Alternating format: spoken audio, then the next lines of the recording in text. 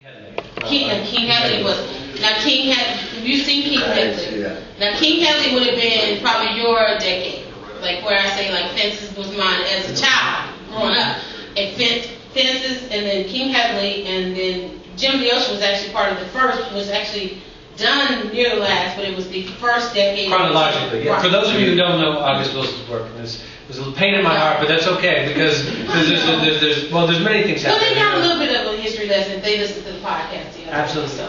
No. Absolutely. Well, first of all, we have one of the reasons, one of the projects I'm proudest of that we're doing the August Wilson monologue competition, where we're going out to high schools and we're getting students to compete by learning his monologues, which we've just had a compendium made up from all 10 plays, and as a teaching resource tool. And so there's 160 some monologues, and this will be our third year of the contest, and it will be our first year that we're beginning to pave our national competition.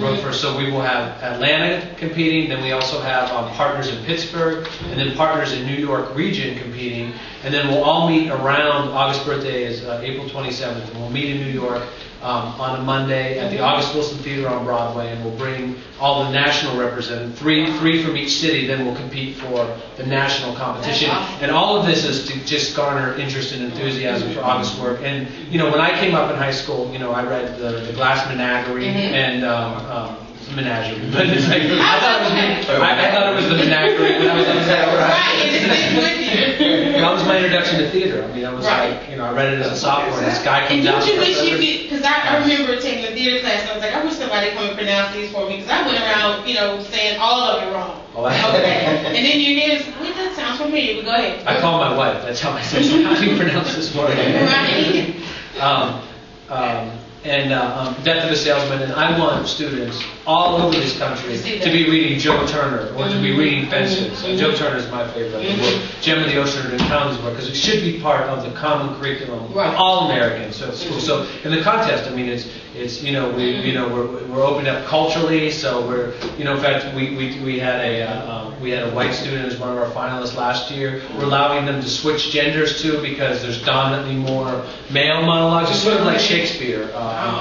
And looking at the speeches. And my basic tenet, first of all, no dramatist has accomplished what he set out to do. I love Eugene O'Neill. He set out to write a cycle of American plays. He never completed it. August wrote 10 plays, each play set in the decade of the 20th century, and each play sits on its own and is and the integrity of which they're interconnected in a way, particularly the last two sort of bookend them in a way, but they each stand alone as exemplars of from farce to tragedy to mythology.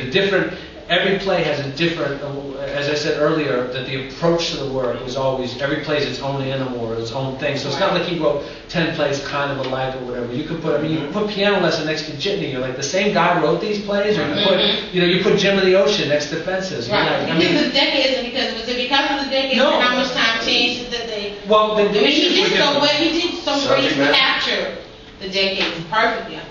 Well, he was also always on a search. He was unsettled.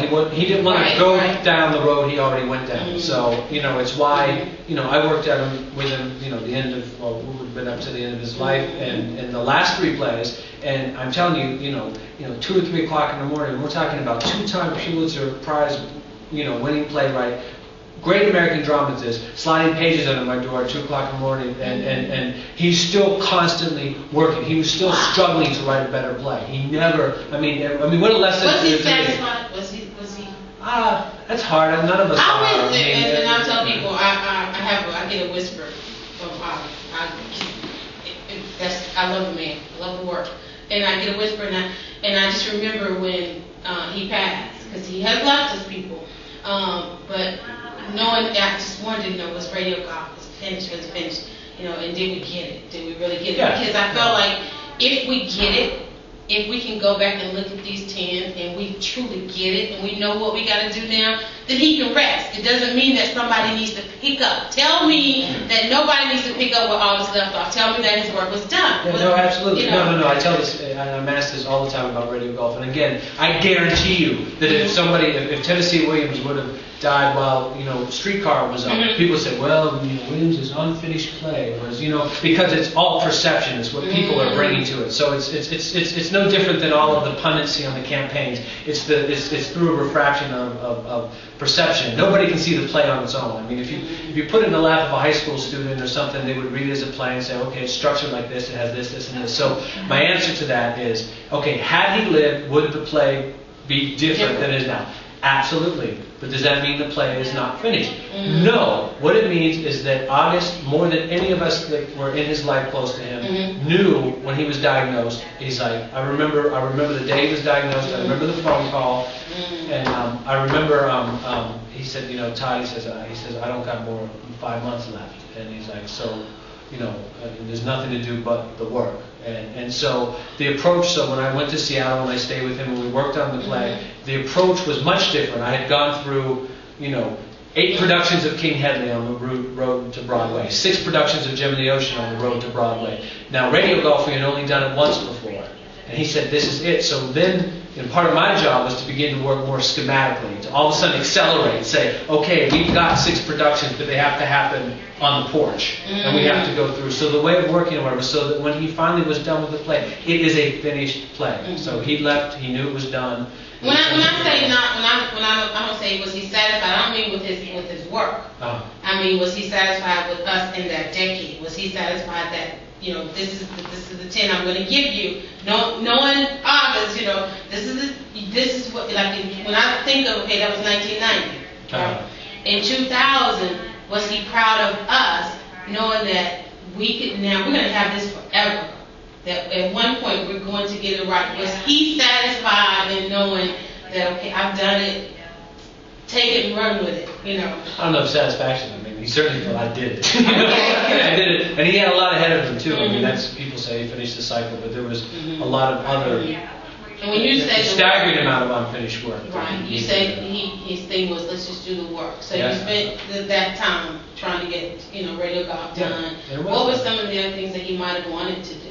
Oh, the list is staggering. I mean, he has a wonderful premise for a novel. He wanted to do this wonderful. Are there books to the play? Is there like a how I wrote this and how I wrote that? I've always looked for something that I could just sit down and just read. August, He never wrote anything. A woman, I don't know this piece, I know of it, but there's a book by a woman named Joan Harrington who she was a dramaturg with him at the O'Neill during Fences, and so she writes about him in the writing process during Fences. So it's from a journalist observing, and unfortunately, I don't know. Play in the right, no. I don't know. I'm asked that all the time. I don't know. Do you are you often invited to speak about him? And I know you bring it up, but are you often invited to speak about him and the works? Yeah, but I'm very selective. You are. Yeah, because it's first of all, it's also a personal relationship, and so I have to find, it has to be the right occasion and the right